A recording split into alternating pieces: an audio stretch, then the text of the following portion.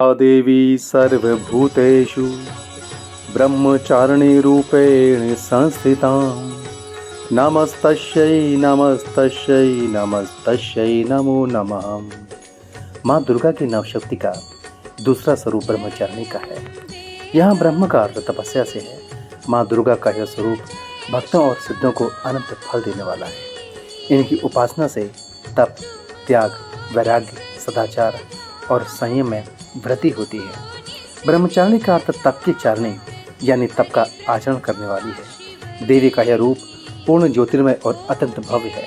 इस देवी के दाएं हाथ में जप की माला है और बाएं हाथ में एक कमंडल धारण किए हुए हैं। इनकी कथा है कि पूर्व जन्म में इस देवी ने हिमालय के गर्भपुत्री के रूप में जन्म लिया और नारद जी के उपदेश से भगवान शंकर को पति रूप में प्राप्त करने के लिए घोर तपस्या की थी। इस कठिन तपस्या के कारण इन्हें तपश्चारिणी अर्थात ब्रह्मचारिणी नाम से अभिहित किया गया।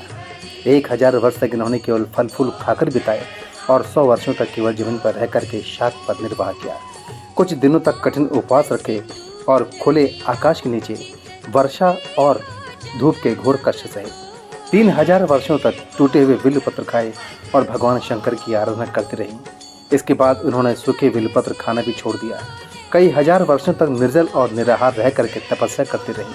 पत्तों को खाना छोड़ देने के कारण ही इनका नाम अपर्णा पड़ गया था। कठिन तपस्या के कारण देवी का शरीर एकदम क्षीण हो गया। देवता, ऋषि, सिद्ध, गण, मुनि सभी ने ब्रह्मचारिणी की तपस्या को अभूतपूर्व कृत्य बताया, सराहना की और कहा, हे देवी, आज तक किसी ने इस तरह की कठोर तपस्या नहीं की। यह तुम्ही से संभव है। तुम्हारी मनोकामना पूरी होगी और भगवान चंद्रमौली शिव जी तुम्हें पति रूप में प्राप्त होंगे। अब तपस्या छोड़ करके तुम घर लौट जाओ। जल्दी ही तुम्हारे पिता तुम्हें बुलाने आ रहे हैं। देवी की इस कथा का सार यह है कि जीवन के कठिन संघर्षों में भी मन विचलित नहीं होना चाहिए। माँ ब्रह्मचारिणी देवी की कृपा से सर्व सिद्धि प्राप्त होती है।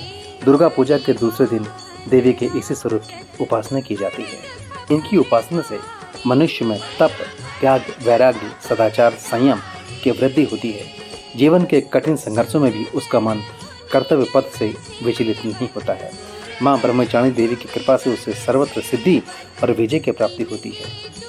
माँ ब्रह्मचारिणी को सफ़ेद रंग बहुत प्रिय होता है, लिहाजा नवरात्रि के दूसरे दिन सफ़ेद रंग के कपड़े पहन करके पूजा पाठ करनी चाहिए। इससे सकारात्मक ऊर्जा का संचार होता है और आत्मविश्वास में वृद्धि भी होती है। माता को गुड़हल या कमल का फूल पसंद है, इसलिए उनकी पूजा में इसका ही प्रयोग करना चाहिए। द्वितीय नवरात्र की आप सभी को शुभकामनाएं। माता ब्रह्मचारिणी आप सभी का कल्याण करें। ओम ब्रह्मचारिणी नमो स्तुते, नमो स्तुते, नमो स्तुते।